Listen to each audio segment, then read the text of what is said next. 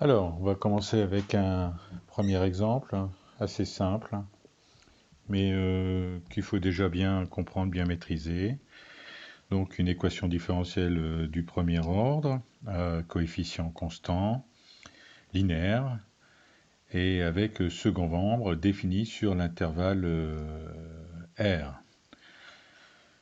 Donc, l'ensemble des solutions sera, d'après le cours, une droite affine dirigée par l'ensemble des solutions de l'équation sans second membre, ici. Et donc il reste dans un second temps à trouver l'ensemble une solution particulière, pardon. Donc quand vous êtes à l'oral, je répète, vous dites nous sommes en présence d'une équation différentielle linéaire. Donc ça veut dire qu'il y a vraiment une méthode particulière, équation homogène et solution particulière, du premier ordre, qui implique la dimension, à coefficient constant, et avec second membre, ce qui implique donc une solution particulière. Donc ici, l'exponentielle moins 2x à vérifier, toujours, ça va assez vite, se tromper dès le départ, c'est très embêtant. Une solution particulière, donc c'est ce que j'ai dit dans la vidéo précédente, on regarde le second membre. Le second membre est une fonction polynomiale. Bien.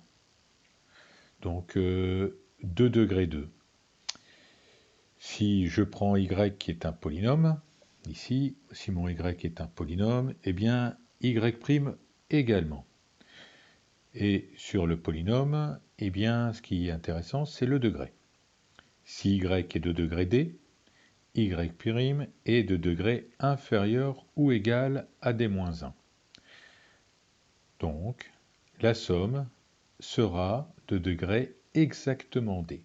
Donc, y, je vais prendre un polynôme de degré 2. Je suis quasiment certain d'obtenir à ce moment-là une solution, voire même une unique solution, on va voir par la suite. Donc, ici, je ne fais pas de finesse. Je pose mon polynôme de la forme ax2 plus bx plus c. Je remplace, je développe, je regroupe et je peux identifier. Alors, juste un petit rappel, c'est le mot qui fait que je peux identifier, c'est que je travaille avec une famille libre.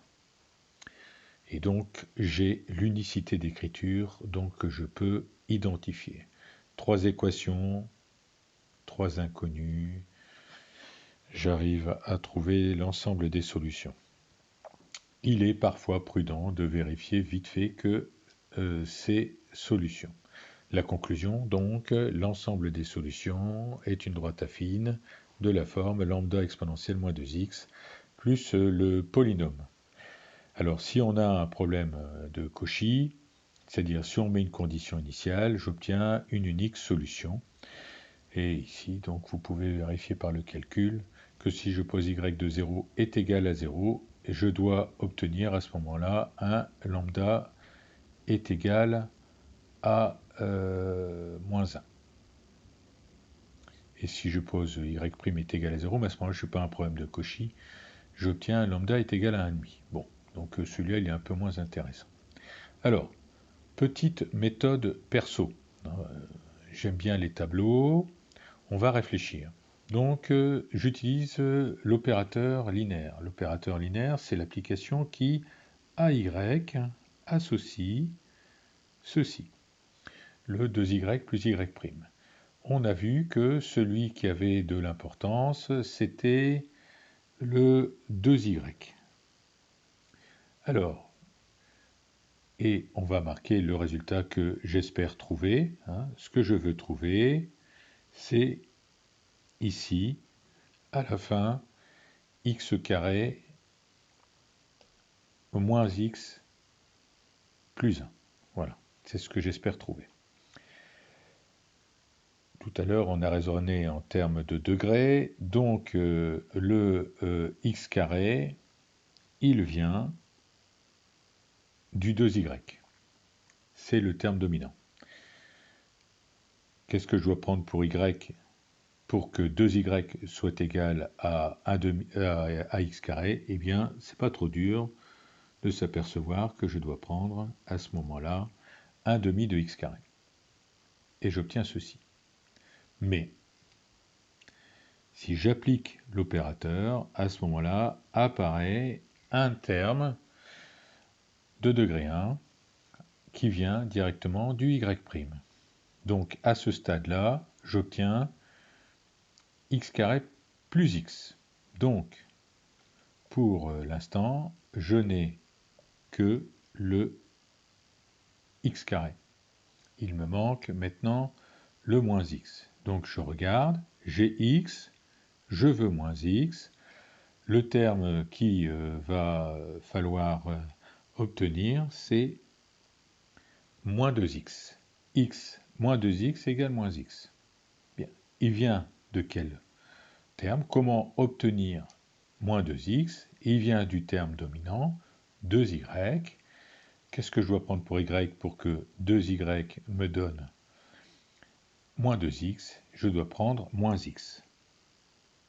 Si je prends moins x, apparaît à ce moment-là un terme perturbateur, moins 1, qui vient donc toujours du plus y. Si je m'arrête là, je fais le bilan. 1 demi de x carré moins x me donne x carré, moins x c'est bon, mais moins 1. Et je veux plus 1. Et donc, ça ne vous a pas échappé, je recommence. Le plus 2, il viendra du 2y. Qu'est-ce que je prends pour y pour obtenir plus 2? Eh bien, je prends 1. Et j'obtiens 2, plus la dérivée, donc plus 0. Et donc plus 0, bah, ça me donne rien. Donc à ce moment-là, j'ai aussi bon sur le dernier terme, la partie constante. Et donc j'ai trouvé ma solution particulière avec le tableau, puisque j'utilise la linéarité. Vous avez 3 lignes, ligne numéro 1, ligne numéro 2, ligne numéro 3. Si je les additionne, eh bien, j'obtiens à ce moment-là l'addition des images, c'est-à-dire le bon résultat.